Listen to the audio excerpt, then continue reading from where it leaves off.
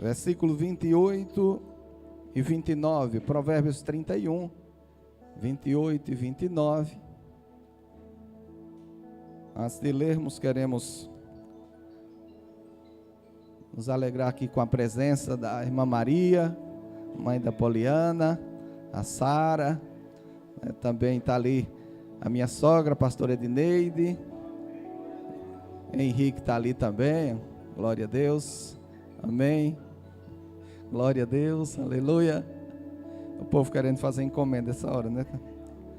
Provérbios 31, versículo 28 e 29, diz assim: seus filhos se levantam e a elogiam, seu marido também a elogia, dizendo: muitas mulheres são exemplares, mas você a todas supera.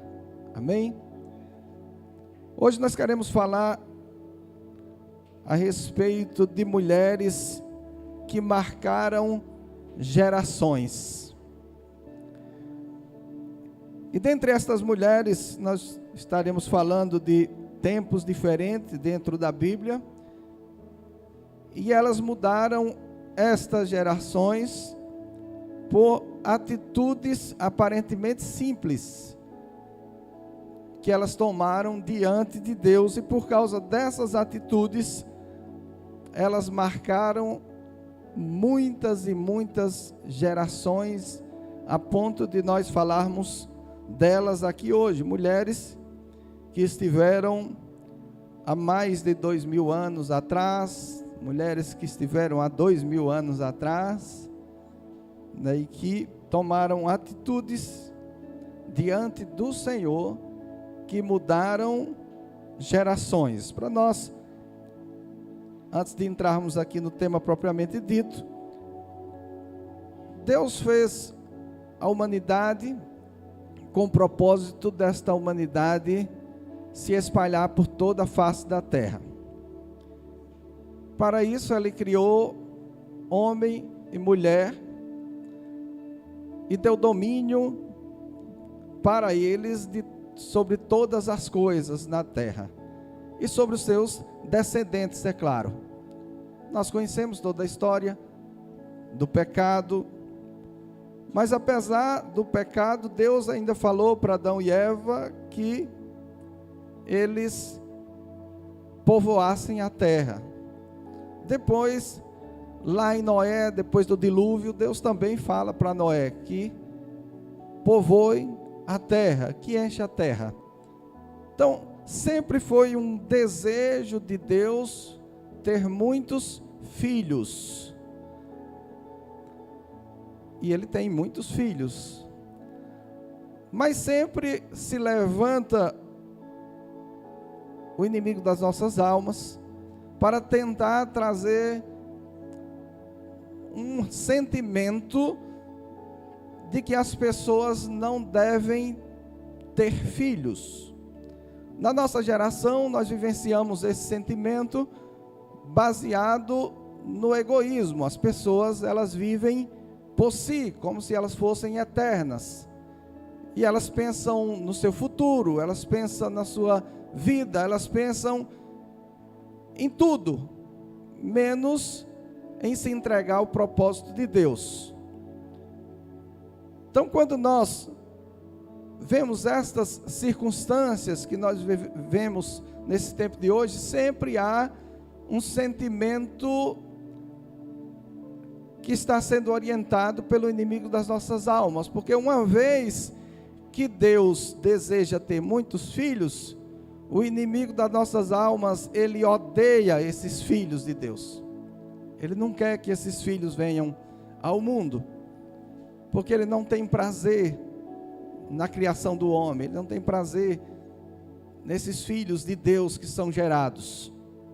E então as pessoas, elas começam a fugir do propósito da vida.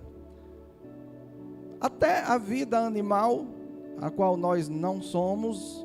Eu sei que muita gente aprendeu, né, que o homem é um animal racional. Eu não sou animal, certo? O homem é um ser feito segundo a semelhança de Deus. E Deus não é animal, logo nós também não somos. Apesar de algumas mulheres irritadas, às vezes, né, até dar este título para os maridos, mas não somos, né, animais. Mas se você olhar o reino animal, ele não pensa duas vezes em procriar, ou pensa? É no instinto. Eles nasceram para procriar. E eles procriam bastante, dependendo da espécie, né? Mas o ser humano, por ele ter este poder de decisão,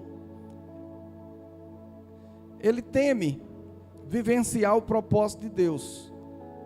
E por várias circunstâncias.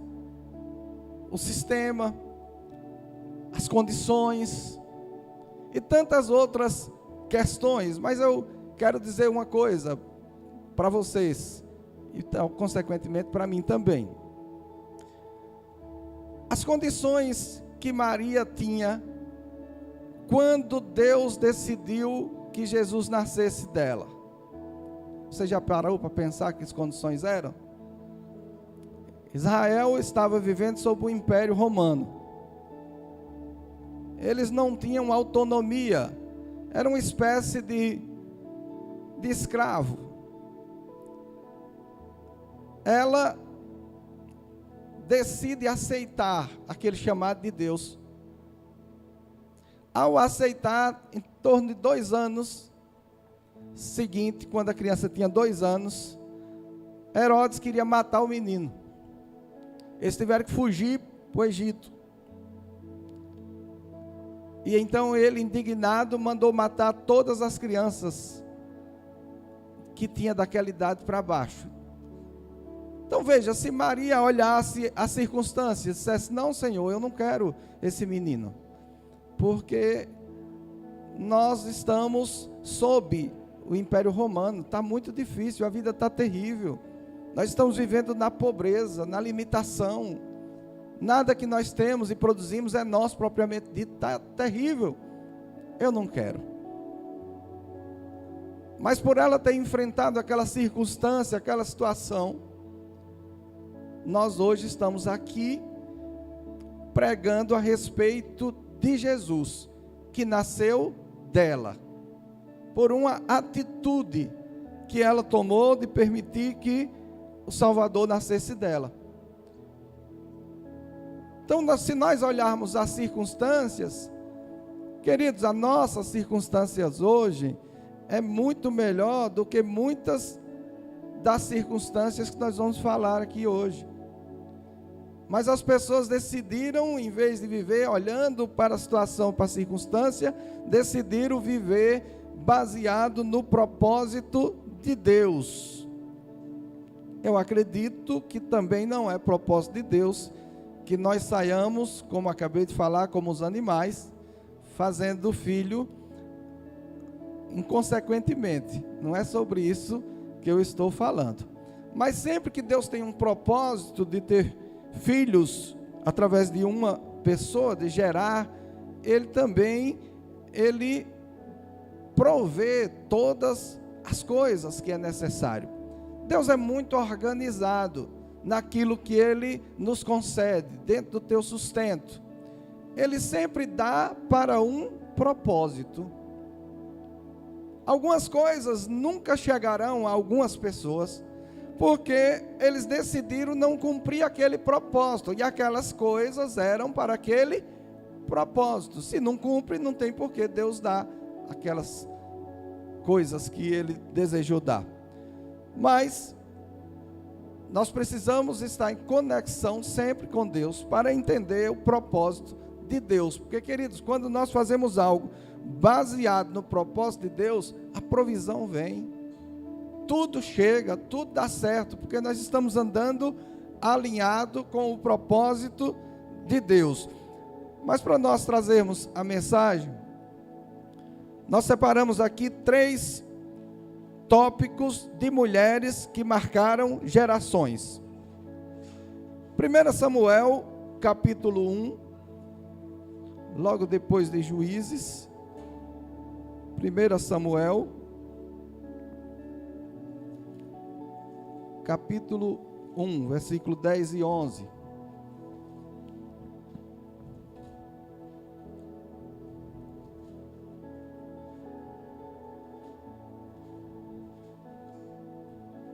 Glória a Deus. Deixa eu inverter aqui, que minha mão esquerda não é boa para procurar. 1 Samuel capítulo 1, versículo 10, foi isso? 10 e 11. Deixa eu encontrar 10 aqui. E com a alma amargurada, chorou muito e orou ao Senhor.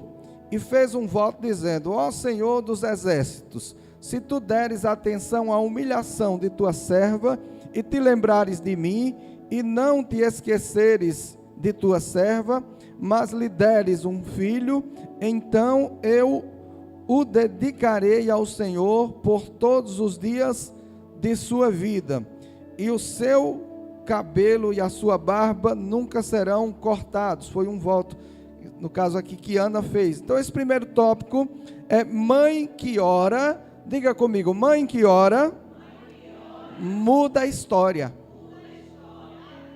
Amém?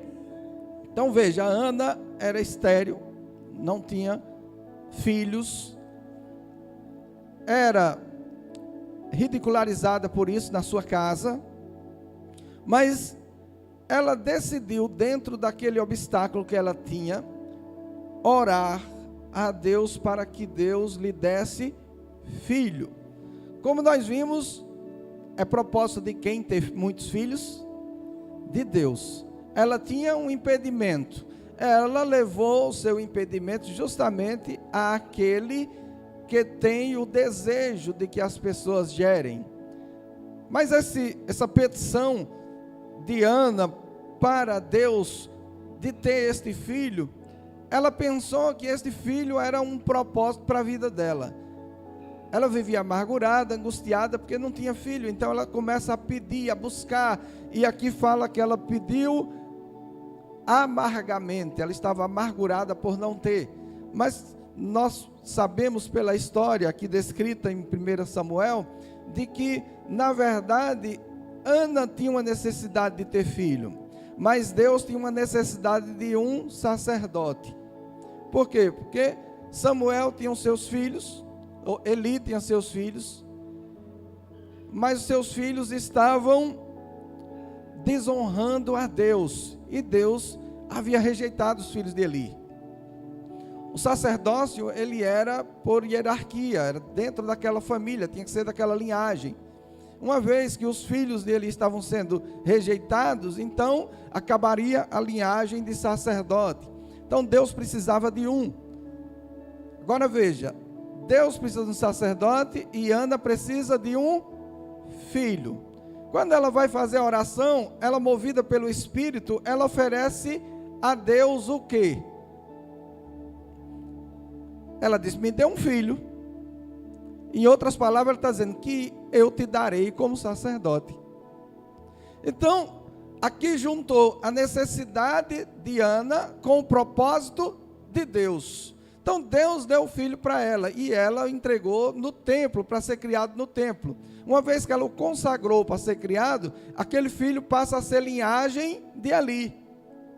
Então agora Deus tem um sacerdote, justamente Samuel torna-se o sucessor de Eli, porque ela estava dentro do propósito, e Deus deu muitos outros filhos para ela, abriu a madre, mas aquele primeiro estava dentro de um cumprimento e de um propósito.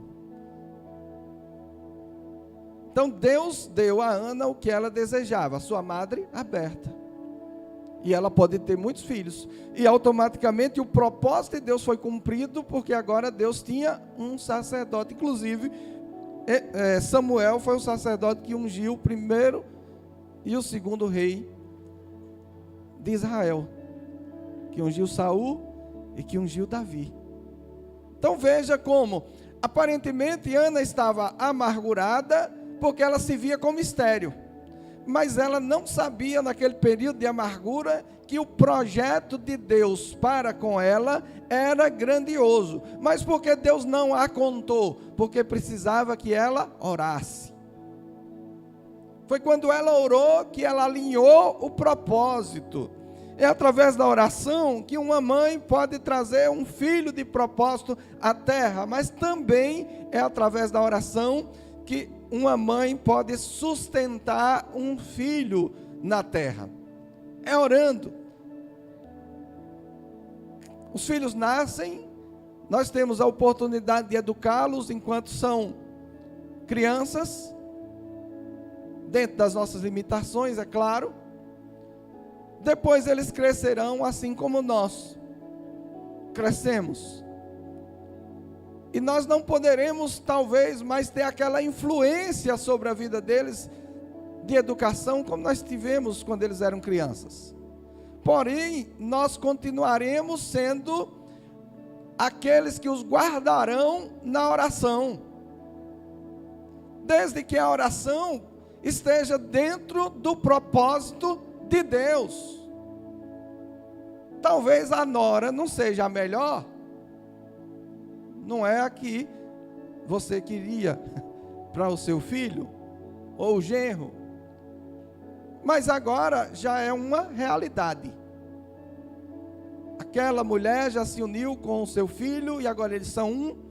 Aquele homem já se uniu com sua filha, agora eles são um. A nossa oração após esta união é para que eles alcancem a benevolência de Deus para cumprir o propósito que Deus tem na vida deles. Porque, queridos, às vezes e muitas vezes, de relacionamentos que nós consideramos inadequados, nascem as pessoas mais usadas por Deus na face da terra. Não queira ser Deus na vida de ninguém. Só Deus conhece o futuro. Nós só podemos ver e pouco o presente. O passado até esquecemos. E até bom que esqueça mesmo. Mas Deus não. Deus está vendo o que Ele pode fazer com aquele casal. O que Ele pode fazer com aquela mulher, com aquele homem. E se Deus, por algum motivo, eles não permitirem que sejam feitos sobre a vida dele, mas a sua oração virá sobre os seus netos, virá sobre os seus bisnetos. Hoje eu li no meu devocional uma história de que a pessoa que escreveu o devocional, um pastor, falou que a mãe dele, quando tinha 25 anos, o pai faleceu. Ela tinha, salvo engano, 5 ou 6 filhos. E ela teve que dedicar-se ao trabalho para o sustento desses filhos. E dentro desta limitação que ela tinha, ela educou eles nos caminhos do Senhor. Ela trabalhava e conduzia eles nos caminhos do Senhor. Mesmo ela com esses 6 filhos, trabalhando dia e noite para sustentá-lo, ela viveu 104 anos. Viu filhos servindo ao Senhor, viu netos, viu bisnetos, viu uma grande geração, porque ela cumpriu bem aquilo que ela podia fazer. Às vezes alguém pode imaginar, eu não tenho condição de pagar bons estudos para os meus filhos. Queridos, ore por eles, eduque eles no caminho do Senhor, as condições virão. Se você não tem, Deus dará a eles. Sabia que as pessoas de maior sucesso, essa vai para Carlinhos, são aquelas pessoas que precisaram trabalhar para bancar seus próprios estudos? Não são aqueles que os pais tiveram condição. Eu me lembro que eu trabalhava numa empresa, e lá nesta empresa, uma faculdade fez um acordo lá para que os alunos de direito de uma faculdade fizessem estágio lá, como vendedor, com a gente. E nós ficamos sem entender, né? Nós que éramos vendedores, por que está fazendo isso? E uma das moças que estavam lá estagiando disse assim: é que foi detectado um grande problema nos novos advogados, o qual eles são muito bons em defesa textual, mas quando precisa fazer uma defesa oral, treme na base e não consegue ser firme nas palavras. E percebemos que o vendedor, mesmo não tendo a faculdade, ele enfrenta qualquer um aqui. Então eles ficavam lá com a gente para aprender a desenvolver-se dentro daquela luta. Você vai pegar os grandes empresários, muitos deles foram vendedor num semáforo. E eles começam a crescer, desenvolver dentro desses obstáculos. Não foi porque o pai bancou. Existem pesquisas e índices que na maioria das empresas deixadas como herança, ou elas diminuem ou falem, poucas progridem, uma ou outra. Mas aquela pessoa que está desenvolvendo ela mesma, ela tende a progredir mais. Logo ninguém vai poder dizer, eu não cheguei a determinado lugar por causa do meu pai, por causa da minha mãe. Não, você não chegou porque você decidiu parar. Porque Deus estava de ouvidos atentos para ouvir a sua oração e dizer, Senhor, eu quero avançar, eu quero vencer, me ajude, me abençoe. E certamente Deus abençoa, Deus cuida. Então a oração que nós fazemos para ver vocês, mamães, seus filhos, elas são ouvidas, e elas farão mais do que qualquer condição que vocês tenham, muito mais, elas desenvolverão, porque haverá lugares, haverá momentos, que você não poderá estar lá, mas Deus estará, a oração estará, e certamente Deus fará proezas. Veja o verso 27, desse mesmo capítulo 1 de 1 Samuel.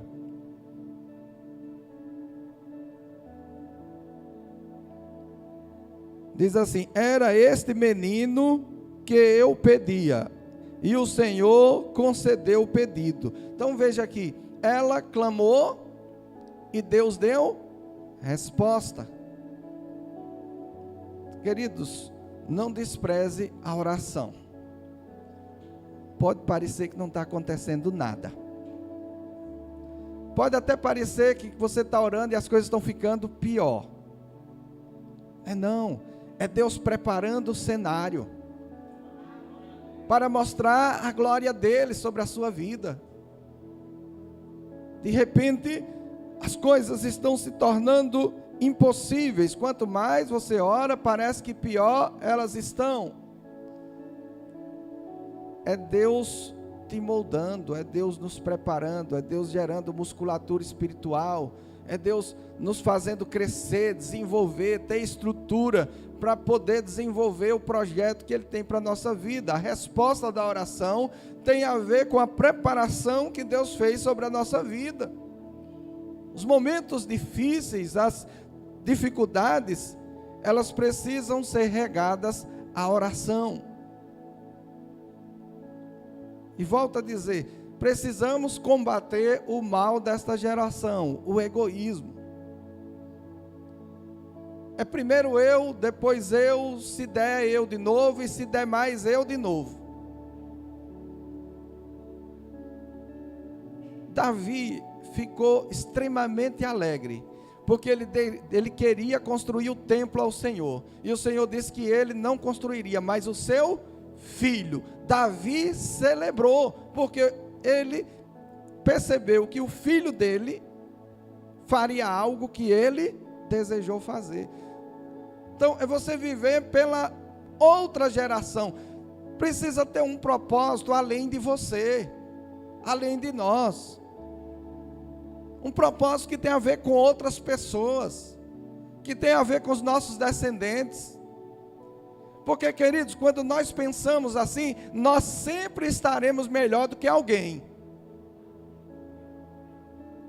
Comece a olhar para o lado e veja se não tem alguém que você possa ajudar de alguma forma. E se você pode, é porque você já está melhor que aquela. E aquela vai olhar e vai ver que tem alguém que ela também pode. Porque quando nós pensamos no propósito de Deus, nas outras pessoas, em que nós podemos desenvolver, auxiliar, orar, abençoar, nós começamos a perceber que não temos tantos problemas assim. Porque ainda servimos para servir. Este é o propósito de Deus. Quem foca em si próprio morre antecipadamente, ainda que esteja vivo. A vida acabou, perdeu o sentido. Não precisava nem eu estar usando uma Bíblia para dizer isso. Até o famoso Freud diz isso. Que nós nos realizamos no outro.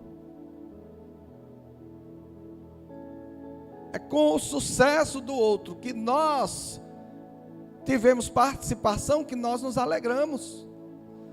É quando você olha lá na frente e diz: hoje eu estou com 90 anos, mas a minha vida gerou benefícios a outras pessoas.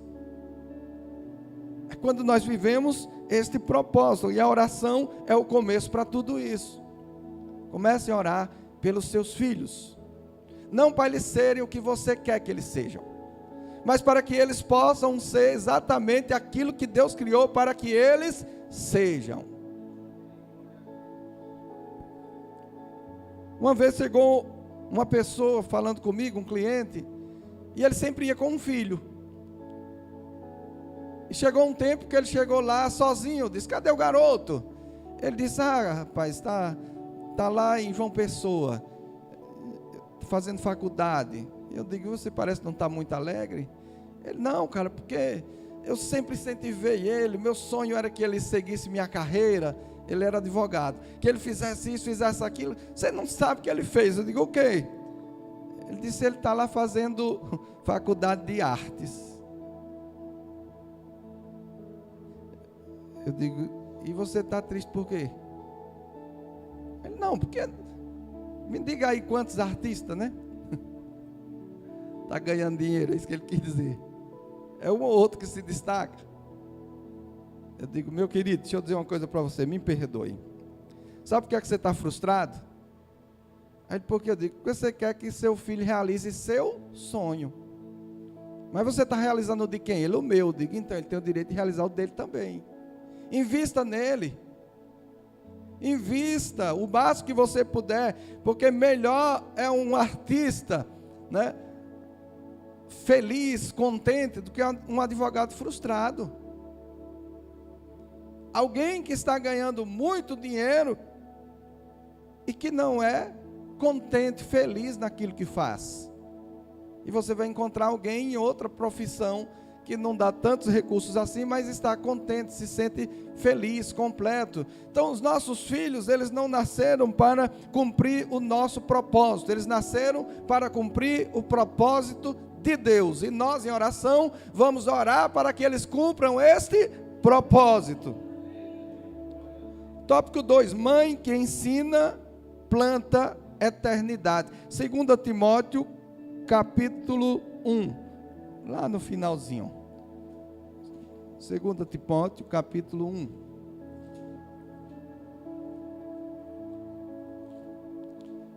Glória a Deus.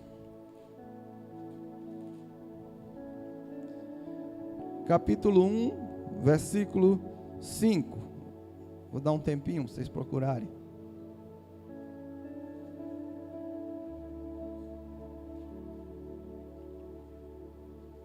Veja o que Paulo diz, 2 Timóteo 1,5. Recordo-me da sua fé não fingida, que primeiro habitou em sua avó Loide e em sua mãe Eunice, e estou convencido de que também habita em você. Timóteo era um discípulo de Paulo, muito útil, muito usado na palavra de Deus. E Paulo, ao escrever para ele, faz referência de onde foi que veio esta fé dele. E diz que veio da avó, Lloyd, e da mãe, Eunice. O que é que ele está dizendo? Foi uma fé ensinada. Aquele jovem tinha consciência da fé baseado no ensino que sua mãe e sua avó deram. Ou seja, elas se empenharam nesse ensino, em fazer com que ele pudesse desenvolver-se na fé. Observe que Paulo aqui não está fazendo referência do pai, do avô. Querido, se na sua casa o esposo não fez esse papel, faça você mesmo. Mas não deixe seus filhos crescerem sem ter esta relação com Deus, porque eles vão precisar. É necessário essa intimidade com Deus. Existe uma fase na nossa vida, eu digo na nossa porque eu vivenciei esta, que eu fui ensinado nisso, mas eu achei que não era tão importante assim, mas o ensino estava ali. Então a gente vivenciou outras coisas que não era inerente à fé que foi ensinada, mas sempre havia ali o conflito do que se faz, do que se crê, e chega um dia que aquilo que foi ensinado fala mais forte. Por quê? Porque é mais lógico. A fé em Cristo, ela é mais lógica, porque, queridos, nós sabemos que a vida em Cristo, ela é uma vida mais ampla, uma vida mais feliz, uma vida mais cheia do Espírito, uma vida que tem uma lógica. Observe a lógica do mundo. Não preciso nem dizer. Até aquilo que o mundo chama de bom é mal. Ou não? Me diga um benefício das coisas que o mundo chama de boa. Diga-me um benefício de um John Warwick, né, que chama whisky, de 12 anos, que você vai pagar aí uns reais, e vai tomar, e vai no médico e diz: quais benefícios este uísque de 12 anos causou no meu organismo? Dependendo do seu estado de saúde, ele diz: ou para ou morre. Já viu algum médico receitar assim um remédio que vai fazer um benefício para você? Ele diz: olha, bom é você tomar com uma cervejinha, ou então com uma dosezinha de pitu. Olha, vai fazer um bem, este remédio vai te beneficiar, vai ser demais. Ou os médicos, ainda que muitos também façam isso, beba, fuma, faça tudo isso, mas ele, com conhecimento, ele vai dizer: queridos, pare, está te fazendo mal. E não é algo que é dado como bom, que a pessoa diz: eu estou, né, olha aqui, eu estou postando, olha a garrafa que está aqui. E todo mundo diz: nossa, fulano está demais, está por cima. A vida é uma ilusão. Se nós não tivermos a fé de que um dia em Cristo nós viveremos eternamente, até a vida reta na terra é sem sentido.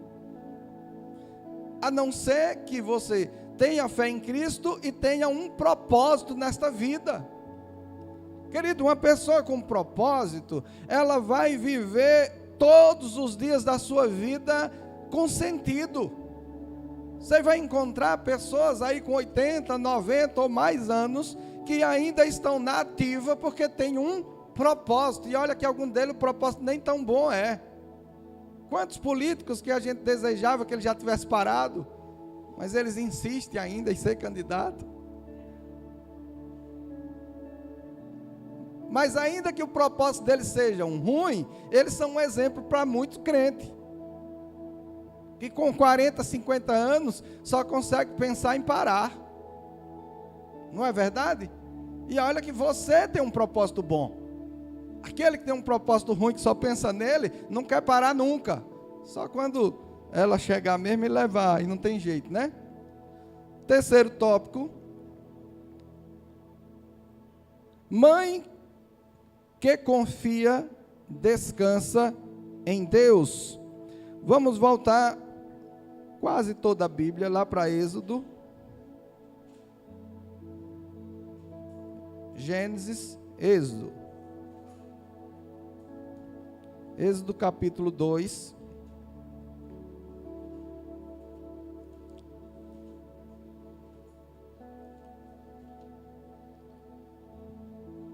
Versículo, deixa eu ver se é esse mesmo. Isso, versículo 3, Gênesis 2, versículo 3. Diz assim: quando já não podia mais escondê-lo, pegou um cesto feito de junco e o vedou com piche e betume. Colocou nele o menino e deixou o cesto entre os juncos, à margem do rio Nilo. Aqui foi Joquebede com Moisés. O faraó havia dito que todo filho do sexo masculino que nascesse, as parteiras deveriam matá-lo. E as parteiras hebreias, nesse caso aqui, elas não matavam. Então, Joquebede tenta esconder Moisés por um bom tempo, mas chegou um momento que não dava mais para esconder. Aí ela decide confiar. Ela vai colocar Moisés lá na margem do rio, lá entre os juncos, mas ela faz lá um barquinho.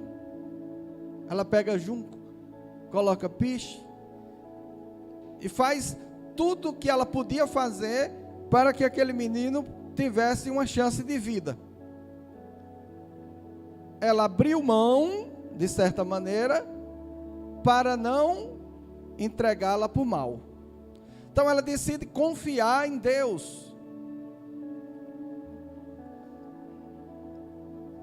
Aquele probleminha, aquela dificuldadezinha, aquela luta, vamos botar num barquinho e vamos entregar a Deus, vamos? Vamos descansar? Vamos dormir, precisar de despertador para acordar, bora? Que ficar sem dormir está resolvendo não. Ou tá? Ela colocou, queridos, você já está imaginando, esse filho era para ter morrido no parto, era para as parteiras ter matado, porque era a ordem de Faraó. As parteiras botaram a vida em risco e não o mataram. Esta mulher, ela esconde esse menino até quando dá. E quando chega este momento, ela abre mão numa confiança de que Deus faria alguma coisa. Existem momentos na nossa vida que nós precisamos desse descanso.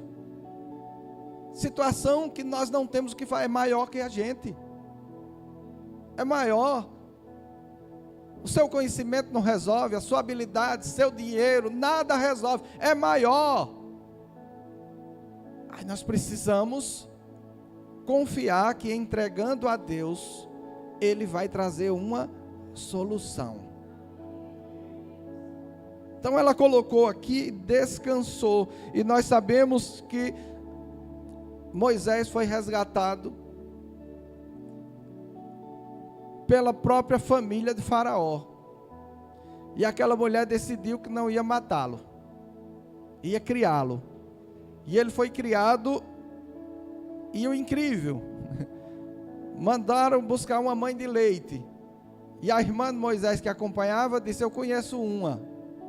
Então, a mulher que amamentou Moisés foi a própria mãe. Então veja o projeto que Deus traçou dentro do impossível. Queridos, se Deus tivesse levantado qualquer outra egípcia, ainda seria maravilhoso. Mas Deus levantou alguém de dentro de onde havia a perseguição. Deus foi lá dentro da casa de Faraó, levantou uma mulher e colocou Moisés lá dentro e disse: mate esse.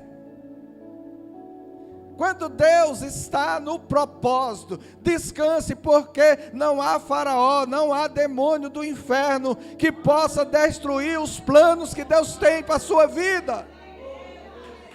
Aleluias. Glória a Deus. são circunstâncias difíceis, insolucionáveis, mas nós estamos aqui todo dia dizendo: Deus é o Deus do impossível. É aí onde precisa fé, querido. Natural não precisa de fé. Fé só precisa ser utilizada no momento que seja para resolver algo que é sobrenatural. É algo que ninguém crê, mas você em Deus sabe que aquilo pode acontecer. E vai. Só existe uma limitação para Deus, e não é dele essa limitação, é nossa. Deus só não pode fazer aquilo que nós não temos capacidade de crer. Se nós não conseguimos crer, nós não conseguimos realizar aquilo. Porque Jesus disse para os discípulos: olha, se você disser a este monte, ergue-te daqui e lança-te no mar, e não duvidar no seu coração, assim será feito. O que é que Jesus está falando para os discípulos?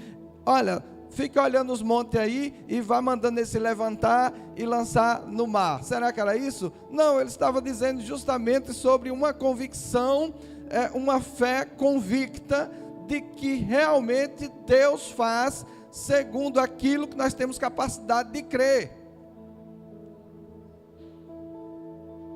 Se você crê que tudo que Deus pode te dar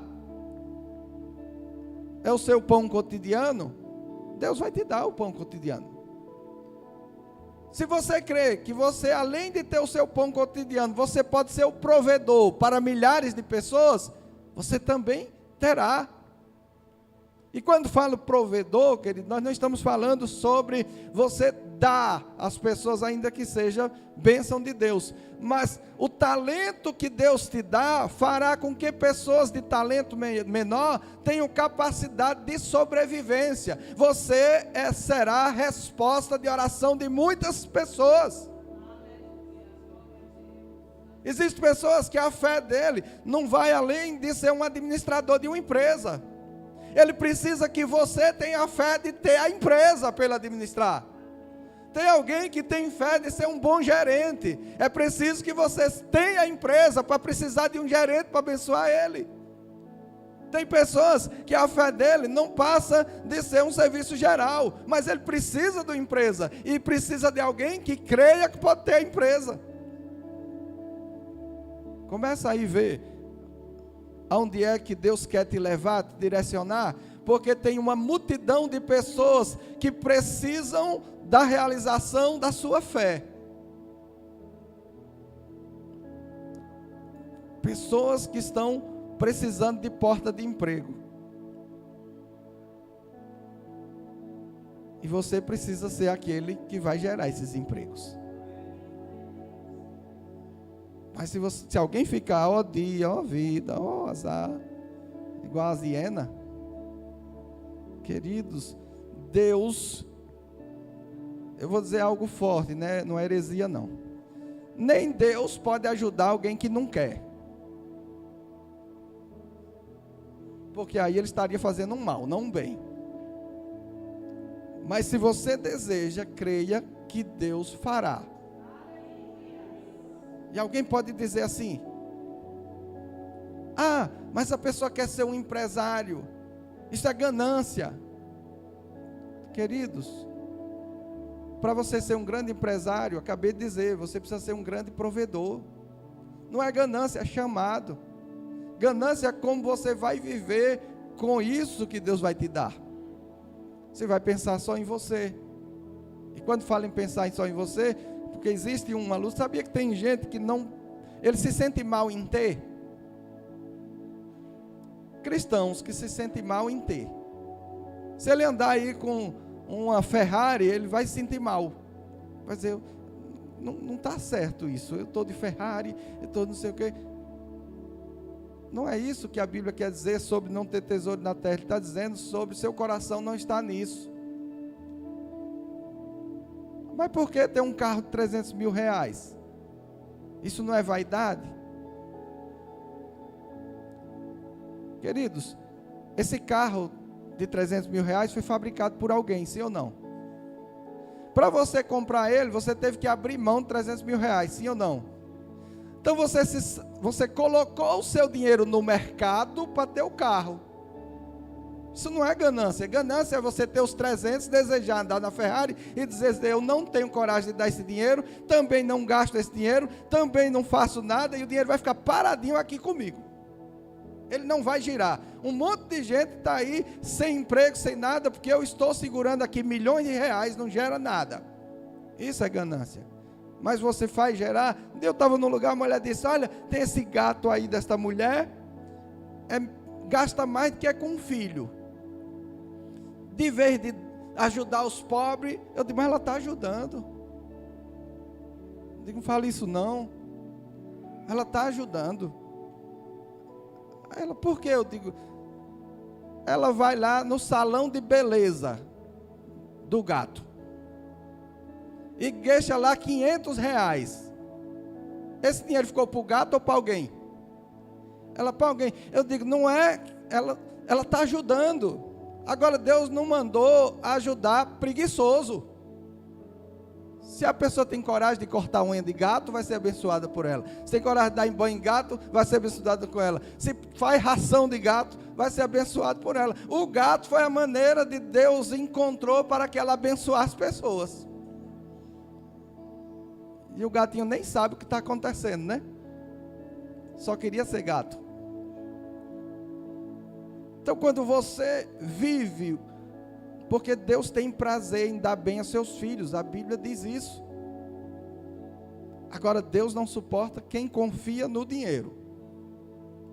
Mas se nós temos esta capacidade de utilizar esse dinheiro para benefício e não para ganância, Deus vai te abençoar. E por que eu estou dizendo isso dentro desse culto? Porque quando você for orar pelo seu filho, vocês dias eu estava orando, Zacai disse assim: pai, eu quero ser tal coisa que eu quero, meu negócio vai ser no mundo. Eu digo: não, meu filho, vai ser no mundo. Agora está o povo já indo para a Lua, para Marte. Você vai negociar nesse lugar tudo. Vai ter gente morando e você vai vender lá o sistema de refrigeração e de ventilação para eles poderem respirar lá. Digo: não limite seu filho. Ore por ele. Eu vou andando com ele, às vezes ele já foi prefeito, ele já foi presidente, já disse um bocado de projeto que vai fazer. Eu digo: olha, estude muito, acredite, e Deus fará isso. E lá no fundo eu dizia: eu não queria ser isso, mas se você quer, né? Então seja. Então ore para os seus filhos, não com a limitação. O que você está fazendo por eles, leva eles a lugares aonde nós não fomos. E se eles forem aonde nós não fomos, nós também estamos indo. Ele estará indo, nossos filhos estarão indo, estarão fazendo. E lá estaremos nós também. Porque se um dia ele se empolgar demais, você vai dizer: olha, eu orei, viu? Pense que você chegou aí sozinho, não. Teve oração, teve busca, teve propósito. Você vê este mundo e nós te direcionamos. Então vamos abençoar os nossos filhos para que eles avancem, para que eles desenvolvam, para que eles vivam o padrão de Deus. E certamente, queridos, eles serão muito usados por Deus em tudo aquilo que eles fizerem. É possível ser um adorador sendo dono de uma empresa, como falei. É possível ser um adorador sendo um pastor, sendo um missionário, sendo um cantor, sendo um faxineiro, sendo o que for. É possível adorar a Deus. Faça bem feito aquilo, e Deus será louvado pelo que você está fazendo. Para finalizar, eu quero só contar um testemunho. Conheço uma mulher que ela dava aula para bonecas, porque ela dizia que ia ser professora. Na época, professor, hoje não está bom, mas com relação ao que já foi, está melhorando. Era salário de prefeitura, meio salário mínimo, sem vale transporte, sem nada, era amor puro. E nesse período ela dava aula para as bonecas, quando era criança. Perguntasse para ela: vai ser o quê? Professora. se tornou professora, justamente daí, da prefeitura. Ela trabalhava como costureira. 2, 3 dias de costura, dava o salário que ganhava no mês. Teve período de, os locais onde dava essas aulas, a população era tão necessitada, que ela completava com o salário da costura para poder ter alimento ou material para aquelas crianças estudar. E foi. As coisas foram mudando. Se torna professora do estado, o salário começa a melhorar, se torna professora universitária, fez mestrado, está fazendo doutorado. E Deus está honrando, está abençoando. Por quê? Porque está fazendo dentro daquilo que é o propósito da pessoa. Eu não posso ser o que você é, esse é seu papel. Eu tenho que ser o que eu fui chamado para ser. Faça bem o seu papel, que eu faço bem o meu. Já pensou o médico lá atendendo o paciente, aí o paciente diz assim, nossa, eu sou dono de uma multinacional. Ele disse, eu quero ser médico, mas não, agora eu vou ter uma multinacional. Ele vai querer ser aquele cara. Não, ele vai cumprir bem o papel dele. Se ele cumprir bem, desenvolver, se especializar, ele também vai ter sucesso dentro daquilo que ele está fazendo. Porque aquilo que Deus nos dá é de acordo com o serviço que nós prestamos. Quantos problemas você resolve dos outros? Alguém um dia viu que acender um fogo era terrível. Aí ele inventa o fósforo. Hoje nem tanto, mas teve um tempo que não tinha uma só casa no mundo que não tivesse um fósforo, sim ou não? E será que esse cara ganhou dinheiro da patente dele? Por quê? Porque ele resolveu o problema de muita gente. Então, você quer descobrir o seu propósito? Comece a descobrir os problemas que as pessoas têm, as dificuldades. E diz, Senhor, ajuda-me a resolver essa dificuldade.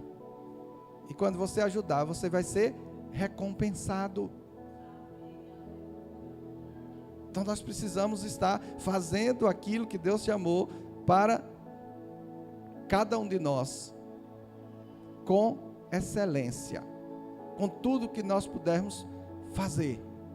E certamente Deus vai ser glorificado, as pessoas que nós servimos ficarão alegres e nós seremos recompensados, porque digno é o obreiro do seu salário. Então cada um fazendo seu papel e tudo dará certo. Vamos ficar em pé? Confesso que até desejei terminar antes, mas não consegui. Amém? Hoje estamos aqui nesta homenagem às nossas mamães da Igreja Apostólica Família Feliz. Espero que a minha esteja assistindo também. Graças a Deus, porque você teve coragem.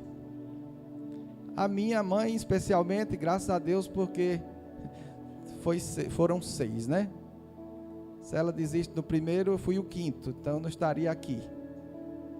Então a melhor coisa que meu pai e minha mãe fez, diga assim comigo, a melhor coisa que a minha mãe fez, fui eu. Ela não precisa fazer mais nada. Ainda que ela não faça mais nada por você, você só existe porque ela permitiu. Amém? Então ela já fez tudo, agora é com você, querido. Não fica jogando responsabilidade para pai e para mãe, não. É você. Diz, Deus, o Senhor já me trouxe à terra, já me abençoou com a vida, agora eu vou, juntamente contigo, desenvolver o meu propósito. Amém? Vamos orar.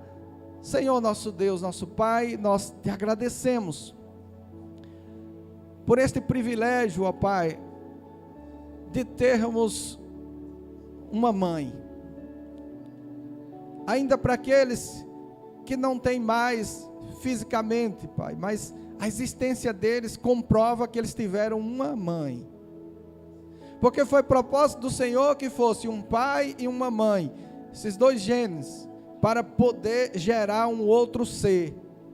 E alguém, ó Pai, dentro deste propósito nos gerou para a tua glória. E nós te agradecemos, ó Pai, por tudo que nossa mãe fez por nós. Pela minha, ó Pai, eu quero agradecer imensamente, Senhor, por ela ter se entregado ao Senhor. E por causa dessa entrega dela, ó Pai, eu também fui conduzido nos teus caminhos. E como é bom, ó Pai, ter esta âncora, Senhor, para nossa alma, que é a tua palavra. Minha mãe, ó Pai, poderia não ter feito mais nada, ainda que ela fez.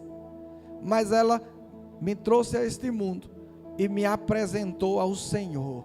Por isso, ó Pai, eu agradeço e declaro, ó Pai, que a tua vitória, a tua bênção, o teu cuidado, a tua saúde esteja, ó Pai, sobre a minha mãe e sobre todas as mães aqui presentes, ó Pai, para a glória do teu nome. Que o Senhor manifeste a tua graça poderosa sobre cada vida, recompensando e abençoando, para a glória do teu nome, no nome de Jesus. Amém. Glória a Deus. Vamos apresentar os dízimos, as ofertas. Vai ter mais um momento, né, que nós teremos aqui um coffee break, né, que vai ser maravilhoso, as coisas